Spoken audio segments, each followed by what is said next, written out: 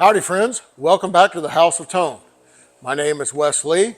I'm a professional band instrument repair technician. I started a YouTube channel to document what my life is like in the trades. I appreciate you stopping by my shop today. Today we're going to be working on a really cool old Selmer Mark VI baritone saxophone. We're going to be working on the bell section. There's a funny story to go with this one. I know you folks always like to hear some backstory, so today I got a story for you. We make a drive on Fridays, and we basically make a 400-mile loop around the state of Mississippi, picking up and dropping off instruments and seeing people and whatnot. We are about to outgrow my truck as a carry vehicle. So I want to get a van or something like this. Ms. K found a place online that was in our route, and they're by appointment only, and so she calls them up. It says, hey, we're going to be coming through. And they're like, yep, great, come on by.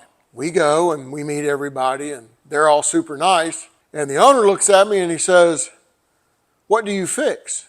And I was like, oh, I fix band instruments like trumpets, trombones. He goes, saxophones? I said, yeah. He says, follow me. So we go walking down this hall, back into this back office, up on top of these shelves. He starts moving stuff out of the way. Down comes this old baritone saxophone case. Mark VI. And he was like, can you fix this? I was like, I sure can. So that's the story behind today's video. Sometimes I'm just in the right place at the right time to get to work. All right, today on the bench we've got this cool old Selmer Mark VI. Overall, it's in great shape. This is a low B flat, not a low A model. Good piece of history. The neck tenon is tight while the screw is loose, and we have a super nice neck fit, so this is good. I saw some leaks under this pad. The upper stack and the lower stack keys are really nice. Sounds really good. Our main issue is the bell. So I'm going to turn some lights off and we can zoom in and have a look around. So starting at the high E key, I can see that I've got a small faint leak that is right here. On the lower stack, these are just great. And if you can pay attention to the ring, as soon as the pad touches, the reflection is gone. So all right, on the upper stack, playing like a piano, and just great pop music. No pressure.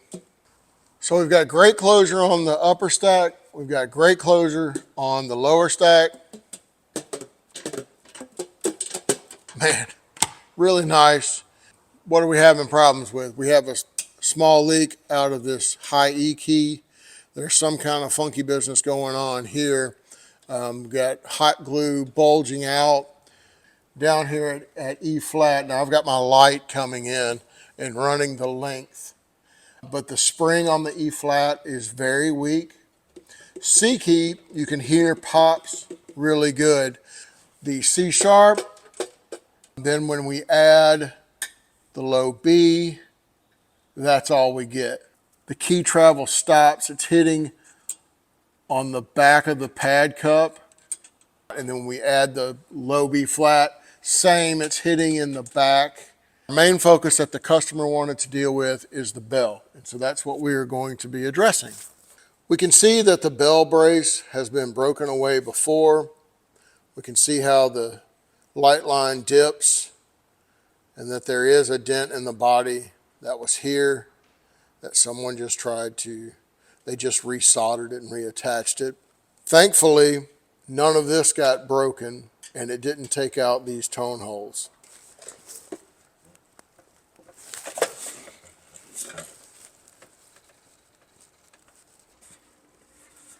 And what I am watching is I'm watching the brace that's back on the inside.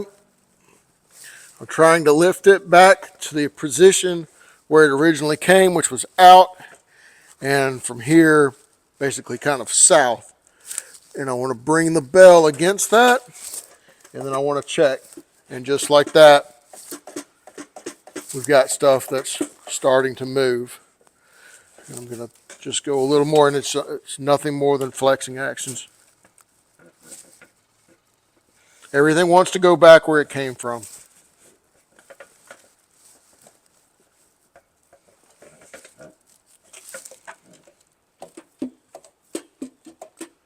So you can see just from that,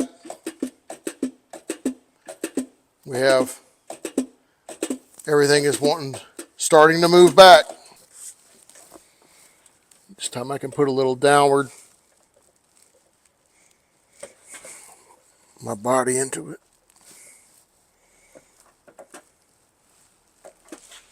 And I can check it again.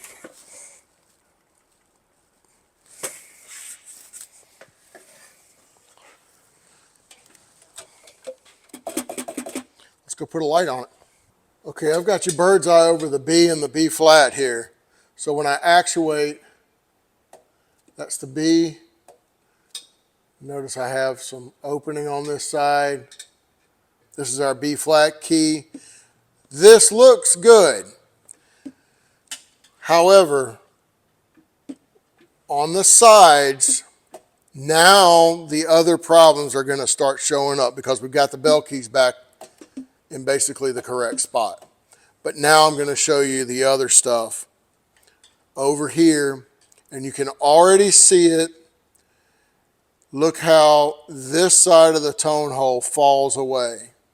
You can see that there's never been a real seat in the pad here. It's a little bit shy right here, but it's a lot of bit shy right there. This key guard appears to be pushed in, and the whole thing needs to be leveled off. So I'm coming here to lift the dents that are under the key feet and coming under the side of the tone hole to push that back up. Okay, we're going to go after this. This dent that's at this key foot, this is what was causing the slope away on the tone hole.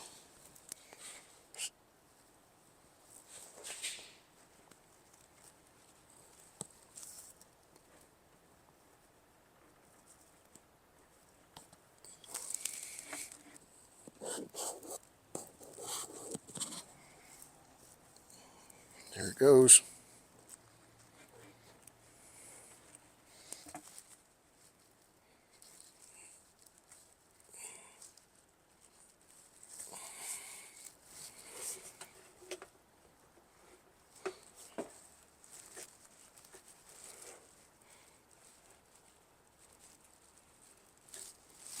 I'm making a point for the highest spot of the ball to be under the tone hole, to work that up a little bit. I'm watching my light lines.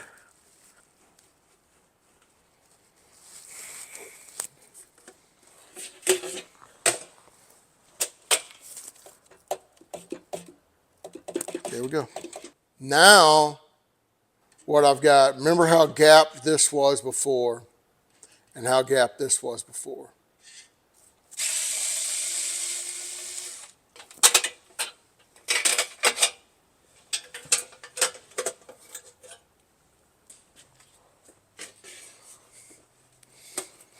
So what I'm doing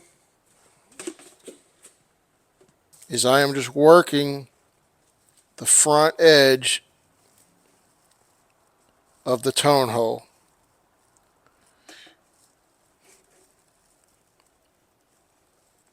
I'm working to lift it. You can see it right here. Just follow it across. This is a very sensitive process. You don't want to go too much, but you want to go just enough. You got to Goldilocks it.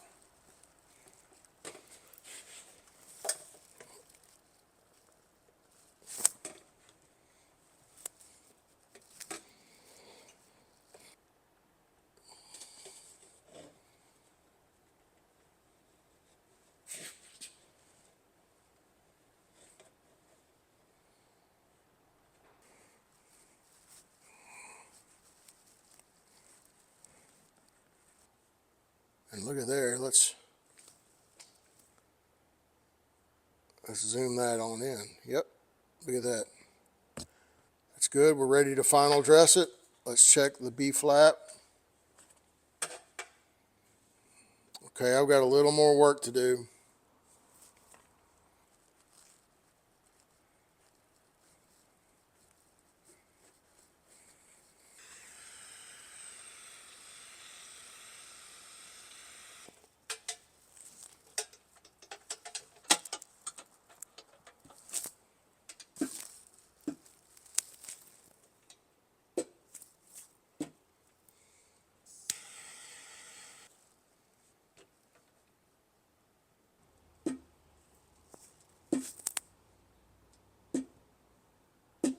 Our tone holes are leveled.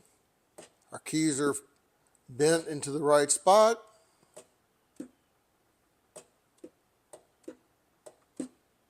Nice pop. This is the high E pad that we're going to take out. Well, we know that they had enough glue on it.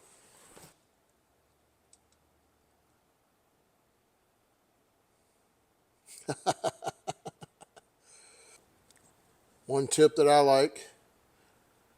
like to dry fit my pad before I go any further. So I know that I have a nice relief and it's going to be where I want. I'll get this glued up and put in.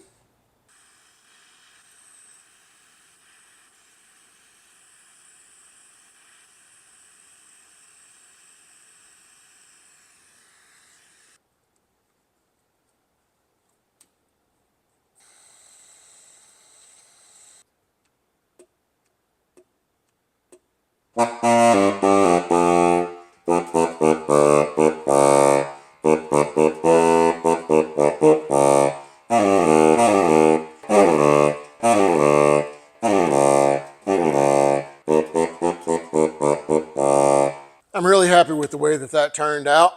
It's going to be a really solid horn for the student that's playing this, and they'll be rocking some low notes for sure. So that's it. Some tips and tricks on how to raise those tone holes without just cutting stuff away. You only have so much metal to work with, and we want this to last for years and years to come. So we have to be careful about our dent work that we're doing. Thanks, everybody. I'll see you next time around. We appreciate the support. This is Wes Lee, signing out.